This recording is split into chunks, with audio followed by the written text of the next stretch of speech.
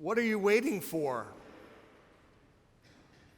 This question can be shouted impatiently, as when you're driving, the light has turned green and the car in front of you is not moving. Hands clenched on the steering wheel. What are you waiting for? This feast, invites us to ask, what are you waiting for? Differently, with introspection instead of impatience. The presentation of the Lord recalls the day when 3 generations of God's people met in the Jerusalem temple. Mary and Joseph, the middle generation, bringing their newborn son for consecration. Simeon and Anna, the elder generation, there too. And the main character who does the least, Jesus himself, the new generation. What are you waiting for frames this feast. And it's not so simple summons for those of us privileged to observe it. It's a complicated feast after all. The 4th joyful mystery of the Rosary, and the setting for the first of Mary's 7 sorrows, for those of you who count these things in your devotion. Such contradictions remind us that what we wait for is shaped by this sign of contradiction, Jesus himself. And what we wait for changes, it's not always obvious. And thus, what are we waiting for must be asked again and again. We can, I believe, link these 3 generations to 3 different dimensions of faithful waiting.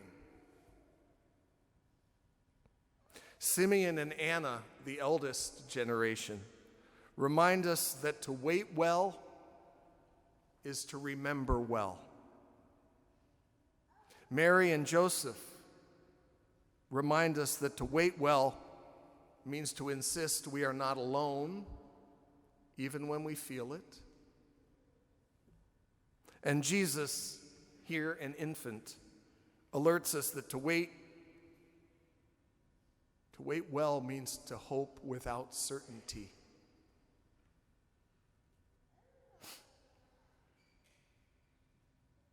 Waiting is remembering well. Simeon and Anna had waited long for the deliverance of Israel. They did so while remembering the past of their people, that God had come through again and again to deliver their ancestors. Their remembering well meant they could wait well. Anna and Simeon respected their past without living there in a paralyzing nostalgia. To wait well, we must remember the past rightly. It's not easy to remember our past well, individually or collectively. It means avoiding easy temptations.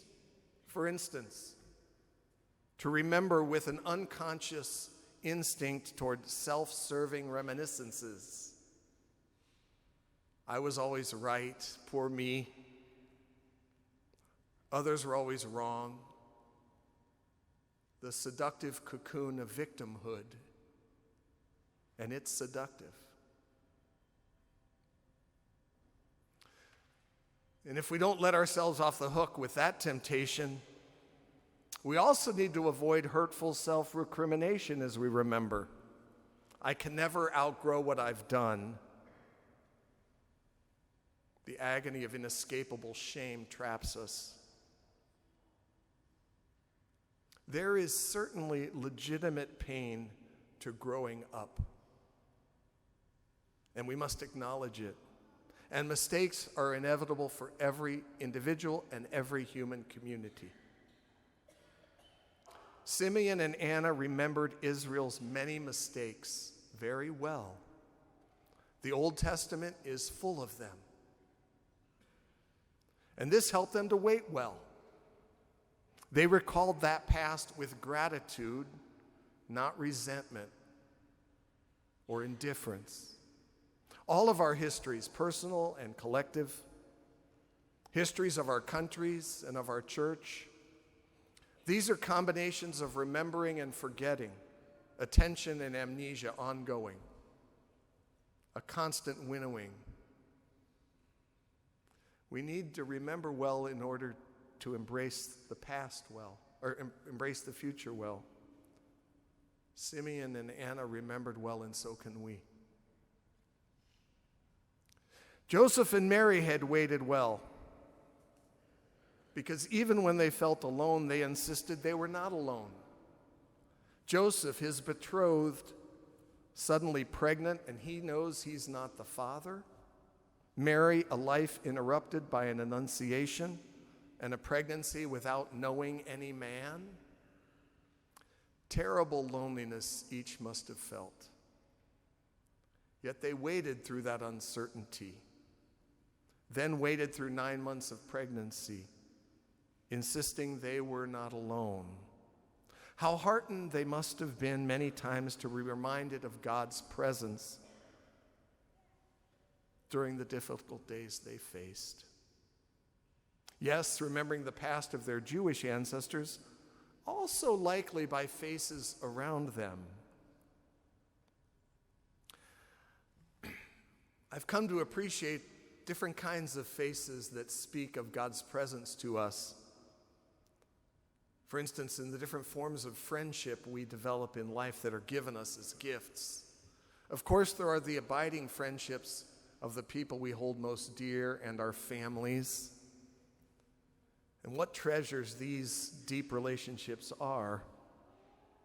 Yet living here on campus as I do, walking the same paths and going the same places day by day, I'm struck by all the situational people, the friendships that arise in fleeting moments, but sometimes have a regularity.